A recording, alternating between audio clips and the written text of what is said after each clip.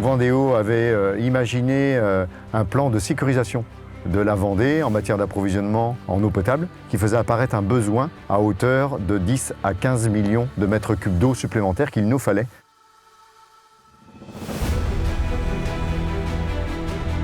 L'une des solutions prioritaires qui ressortait, c'était le fait de remplir des carrières vides avec de la ressource qui était pompée l'hiver.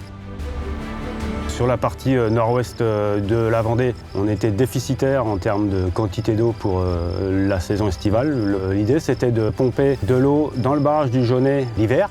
Et donc, quand on en aura besoin, on reprendra cette eau-là et on la renvoie par la même tuyauterie dans le barrage du Jaunet. Et barrage du Jaunet, il y a notre usine de production d'eau potable qui va pouvoir du coup reprendre cette eau et la renvoyer dans les tuyaux d'alimentation en eau potable.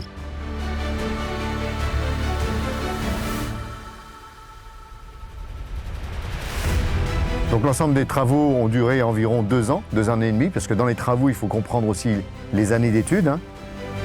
La grosse particularité, c'est qu'il n'y avait pas de projet à notre connaissance de ce type déjà réalisé. Donc on a vraiment dû tout étudier de A à Z.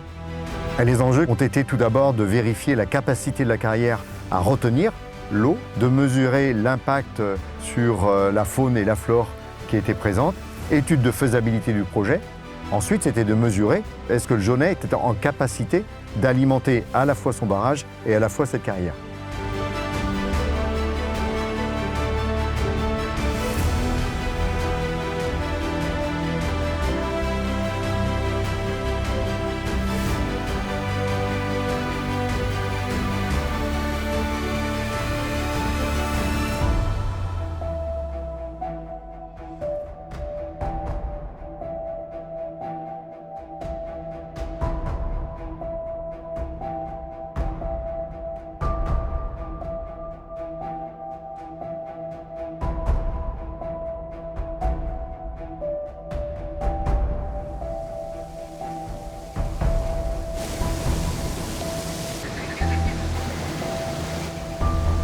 Les grandes difficultés, si ce n'est la grande difficulté de ce projet, c'est la hauteur de marnage, c'est la fluctuation du niveau d'eau entre le niveau haut et le niveau bas.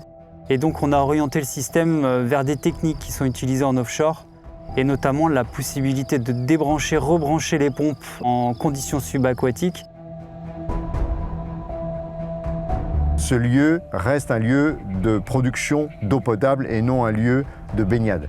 Ce deuxième enjeu était de faire en sorte que cette population accepte ce plan d'eau à proximité de chez elle. D'où cette possibilité d'ouverture au public, convivialité oui, mais toujours avec une sécurisation de l'ensemble du périmètre de la carrière. Pour Vendéo et son maître d'œuvre, le projet n'est pas tout à fait terminé. La prochaine étape, c'est le complément de stockage dans la carrière à l'échéance hiver 2022-2023. Et dans les conditions d'une carrière pleine, on voudrait faire un test de remontée des pompes à la surface. C'est très important pour l'entretien, puisqu'on projette quand même une durée de vie à plusieurs dizaines d'années pour le système de pompage au Clouseau. Cette première carrière ainsi aménagée permet d'imaginer d'autres projets réalisables sur le territoire vendéen.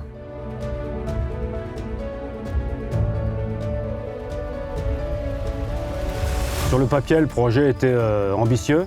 Tout marche bien et je pense qu'effectivement, beaucoup de monde pourront être fiers d'avoir participé à ce projet.